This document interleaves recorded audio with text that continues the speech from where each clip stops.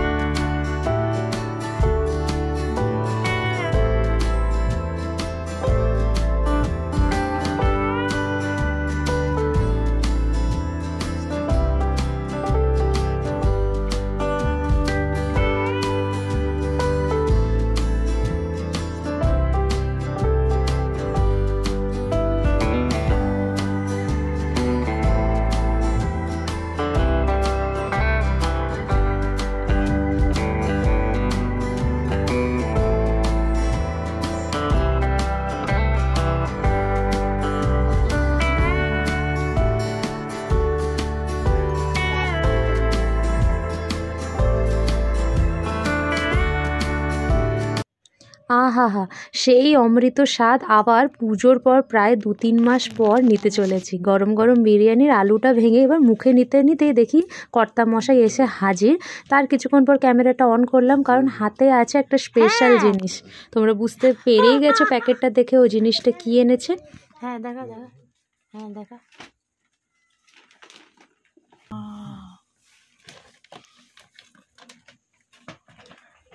খেতে মন করছে, এখন খেতে না, এখন না, বিকেলে।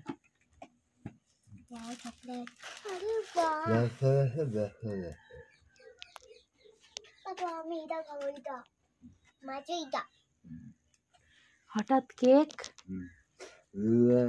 হ্যাঁ আর নিউ ইয়ারও, তাই না?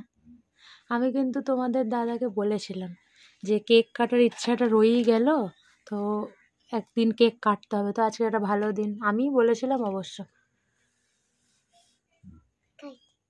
হ্যাঁ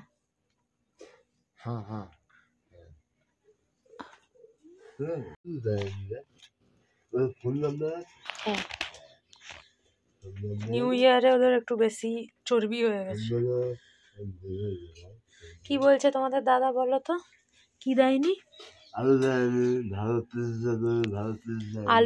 ভালো পিস দেয়নি। যখনই ও বলছে আমি ক্যামেরাটা ওদের করিনি, ওই জন্য আবার রিপিট করে দিলাম। মানে কত সুন্দর দেখো, যেরকম আমরা খাই না, আমরা বলি আলু দিলে ভালো হতো, এই পিসটা দেয়নি কেন, ও ওরকম বলছে।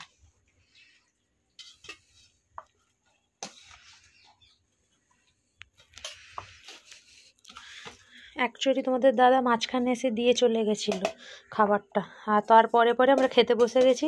আমরা খেয়ে উঠিও নি, আকাশ এসে গেছে। নাহলে বেশিরভাগ টাইম লাঞ্চটা আমি এখন পেস্ট করে দিও কাজে ঢোকার পর থেকে, বাট আজকে হলো না, ওকে নিজেই করতে হচ্ছে। বেচারি বাবা মিঠি ভাই। লাঞ্চ কেন, ব্রেকফাস্টও করে দিই, ব্রেকফাস্টও সেম। আমি ভেবেছি অন্য কিছু, আর ও করলো অন্য কিছু।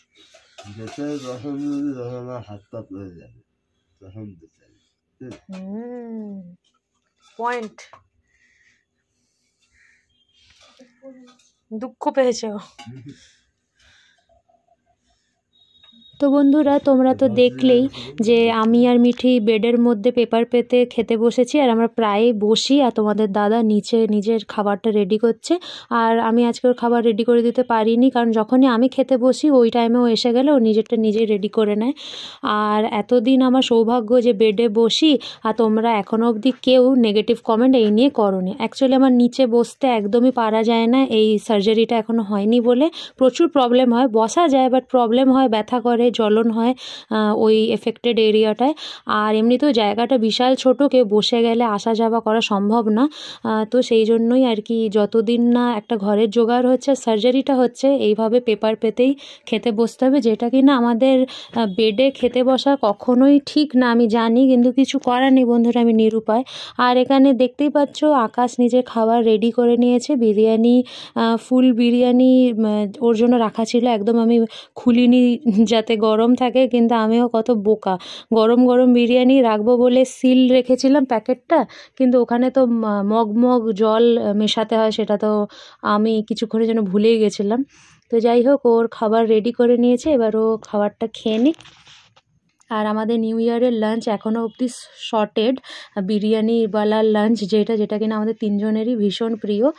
এখন সত্যি কথা বলতে আকাশ শুধু আমার মন রাখার জন্য বিরিয়ানিটা খায়, কিন্তু বিরিয়ানিতে এত জল মেশালে আমার যতটা মনে হয় টেস্ট কোনো পাওয়া যায় না। ওই জন্য আমি ওকে অফার করছিলাম যে প্লেন রাইস আর চিকেন টাইপের কিছু, মানে কষা বা বাটার মশালা এরকম কিছু কিনে নাও, তো ওটার সাথে, কিন্তু ও বললো না, ও আমরা যেটা খাবো ও সেটাই খাবে। কিন্তু না হলে আকাশের কিন্তু বিরিয়ানি ভীষণ প্রিয় ছিল সার্জারির আগে অবধি, ওর প্রিয় খাবারের মধ্যে একটা। তো চলো এবার আকাশ এই দিকে ওর লাঞ্চটা করে নিক নিউ ইয়ারে। আর আমাদের পাড়াতে, মানে আমার বাপের বাড়ির পাড়াতে, এখানে সেলিব্রেশন হচ্ছে, মাইক চলছে, আর মিঠি এখানে পিছনে নাচানাচি করছে। ও কিন্তু গানের কোনো লিরিক্সও বোঝে না, উড়িয়া গানে ডান্স করছে। আর ভালোই হলো, ওর খাবারটাও সব ডাইজেস্ট হয়ে যাবে, বিরিয়ানি খেয়েছে, হেভি লাঞ্চ বলে কথা।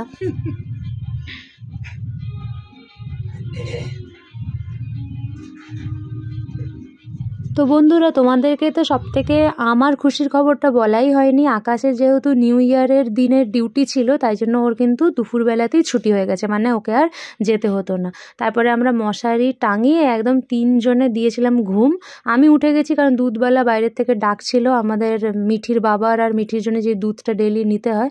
আর এখানে বাপ বেটি তখনও অবধি কম্বল মুড়ি দিয়ে কি দারুণ ঘুম দিচ্ছে, আমার কিন্তু আর ডাকতে ইচ্ছে করলো না। কিন্তু আমি কিন্তু ওয়েট করছিলাম বিশাল, ওরা উঠলে কেকটা কাটা হবে, কারণ মিঠির মতো আমারও কেকটার প্রতি প্রচণ্ড ক্রেভিং হচ্ছিল।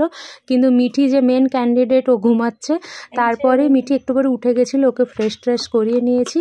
আর মিঠির কিন্তু তর সইছে না, আকাশ কিছু একটা করছিল, সেই জন্য ও তখন অবধি আসেনি। আর আমি চাইছিলাম আমরা, মানে ও আসার পরে ও একটু ক্যামেরা করে দেবে, আর আমি মিঠি কেক কাটবো। কিন্তু মিঠি অতক্ষণ দাঁড়াতে পারবে না, কারণ মিঠি আজকে সাফ বলে দিয়েছে ও দুপুর, মানে বিকেলবেলায় কোনো মিল্ক নেবে না পেডিয়াশিওরের সাথে, ও খাবে পেস্ট্রি। তাই জন্য ওর কথা মতো আজকে যেহেতু নিউ ইয়ার, একটা জেদ রাখা যাক, তাই জন্য কেকটা ওকে দিয়ে দিলাম, মানে পেস্ট্রিটা ওকে দিয়ে দিলাম বিকালের অ্যাজ এ টিফিন। তো ওইটাও ততক্ষণ খেতে থাকুক, তারপর আকাশ এলে না হলে আমরা তিনজনে মিলে ওই কেকগুলো, বাকি কেকগুলো কাট করব। এটা কিন্তু আমাদের জীবনে প্রথমবার যেখানে কিনা আমরা নিউ ইয়ারে কেক কেটে সেলিব্রেট করছি। তো মিঠির এখানে মুখের এক্সপ্রেশন দেখে তোমরা রিভিউটা পেয়ে গেলে কেকের টেস্ট নিয়ে আর কি বলবো, ব্র্যান্ডটা দেখে তো আর রিভিউ দেবার কোনো অবকাশ তো থাকেই না। তো মিঠি এখানে ওর কেকটা এনজয় করুক, ততক্ষণ আমিও আকাশের একটু ওয়েট করে নিই, তারপরে চলো একেবারে তিনজনে মিলে আমরা কেকটা কেটে আজকে এই ব্লগটা শেষ করব।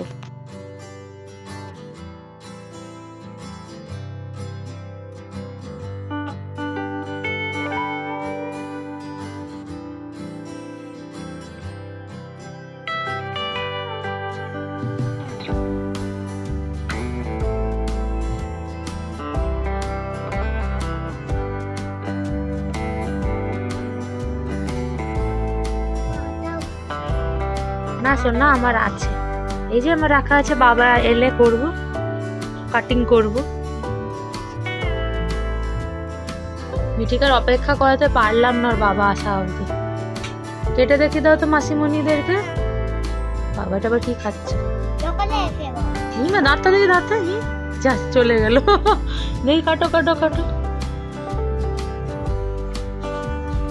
নো নো, দু হাত ইউজ নয়, চেষ্টা করো, তুমি পারবে। কাটো ভালো করে, কাটাই হয়নি।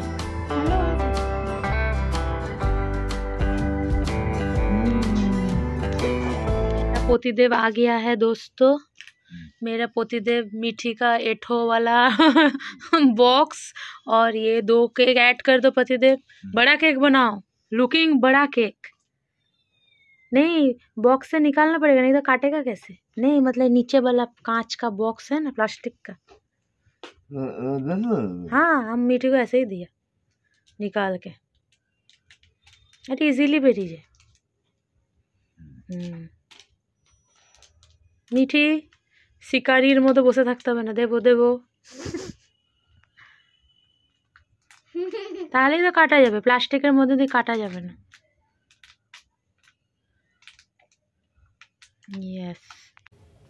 তো বন্ধুরা ফাইনালি আমরা নিউ ইয়ারের জন্য আনা স্পেশাল কেক প্লাস আমার পোস্ট বার্থডে সেলিব্রেশনের জন্য পেস্ট্রি কেকটা চলো কাট করে নি। আর ক্রিসমাসের কেকটা তো তোমাদের দাদা কাট করেছে, তো এই কেকটা আমি কাট করছি, ঠিক আছে? দাদা হয়েছে ক্যামেরাম্যান। চলো বলো বলো। Happy birthday to you, happy birthday. Birthday বাবা খানে তো আমরা ছোট্ট ফ্যামিলি, ছোট্ট একটা প্লেট নিয়ে নিয়ে শুরু করলাম। আমার জন্য? হ্যাঁ, এটা তোমার জন্য, এটা মাম্মাকে খাবি দাও।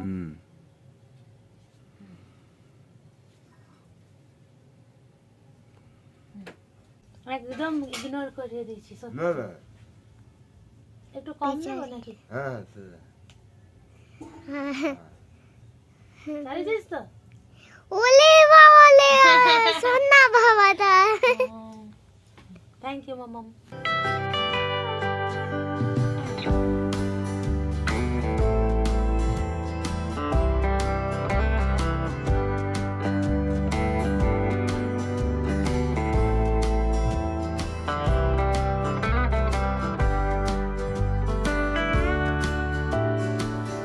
হ্যাপি নিউ ইয়ার ফ্রেন্ডস, চলো ব্লগটা এখানে শেষ করি, টাটা।